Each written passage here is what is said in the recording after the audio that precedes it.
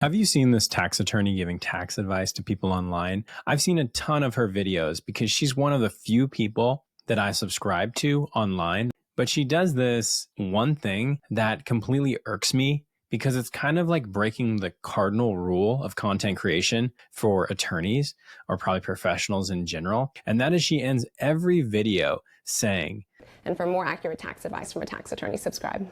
If you find content like this valuable, go ahead and click the like button below and we can get this out to more viewers just like you. And hallelujah, she's finally fixed this and stopped doing this on all of her videos. And now my stomach doesn't have to drop every time I watch a video. Now she says, for more accurate tax law from a tax attorney, subscribe. And I watched a video today that I think can really illustrate why this distinction is very important from this attorney. So stick with me until the end if you want to find out if she should remove all of her videos that say that she's giving tax advice or if she should keep them. You know, here's a circle of tax advice. Here's the bullseye. This is accurate tax advice.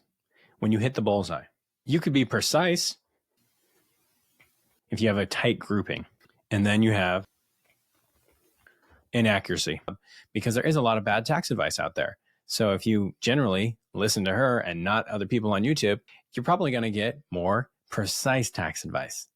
Not necessarily accurate because every situation is different. In one of her latest videos, she makes a couple of key points. First, she talks about how a mom gives a property to her kids and there's a basis calculation involved. My wife passed away about a year and a half ago of ovarian cancer. While during this cancer journey, says, I think we need to go to the title lawyer and do a quick claim deed and include him in on 25% of the equity in our home. And I wasn't really in my right mind, and I signed it. Let's talk about what this is doing from a tax perspective. We know that when we gift property, that person gets carryover basis from the giftor. So the mom who had the property, her basis and whatever she purchased it at, plus improvements, is going to be given to the kids. But had she just waited and given it through inheritance, they would have gotten a step up in basis.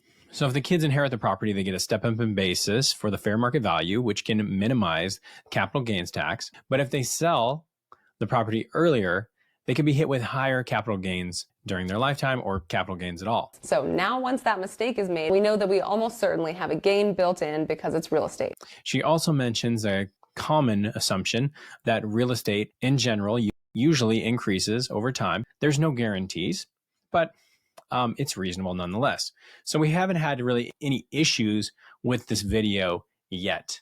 So then the question is there an exclusion? And we look to section 121 to hopefully get that exclusion. But now that we have so many owners, right, we have the father and multiple kids, each person individually has to meet both the use and the ownership test, that 2 out of 5 year rule, to be able to have a gain exclusion.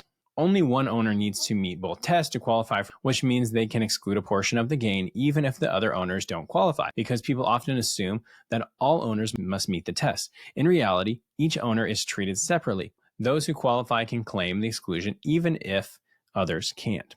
And for actual tax law from a tax attorney, subscribe. So based on this, I'm going to get the impression every single person, individually needs to qualify, or that's a misunderstanding. But based on the verbatim what she said and the way that she's presented this, that's a fair interpretation. Now she says at the bottom that that's accurate tax advice, and I rely on that and I don't sell my property. Well, when I realized later that that was inaccurate tax advice, then I'm going to be very upset. Giving accurate tax advice, you've hit the bullseye, and this is going to be solid information for every situation. Now, I know that's not what she meant by doing that over and over again. What she really meant is, this is going to be much closer to the bullseye than any other situation, any other advice that you have out there on YouTube from a non-tax attorney, that kind of thing. But people don't do that. You have to look at it from the other end of the telescope and see it from their perspective. So she's done a great job clarifying most of this, but there is still risks of misunderstanding in this video. I don't think it's semantics, right? I mean, the analysis might be semantics, but the actual misunderstanding, you could get 20 people, 10 people could reasonably think one side of it, and the other 10 people could think the other side of it. That's a problem. And now she's changed, and now she's saying for more tax law. That's a big improvement in my mind for her and really for everybody to know that you can't give accurate tax advice in these situations. You can only give general information, but it is not accurate. It could be more precise in this small group of people, this group of people who are fall in the situation. Yeah, it's great.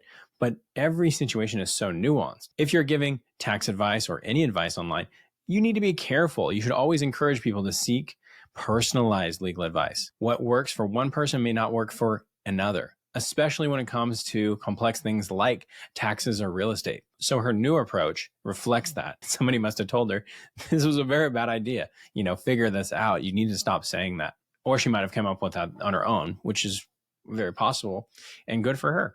When you present information online, don't present it in a one-size-fits-all solution. Okay. And what she was really trying to do is just say, hey, these people are inaccurate and here's a better interpretation. But then to say that she's accurate, it really depends on the circumstance. So consult a professional for every specific situation.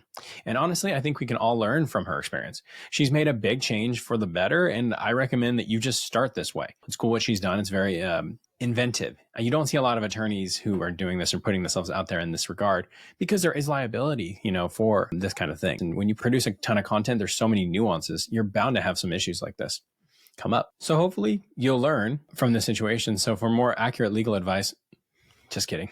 So follow me for more if you want to see more videos from Lawyer Cliff.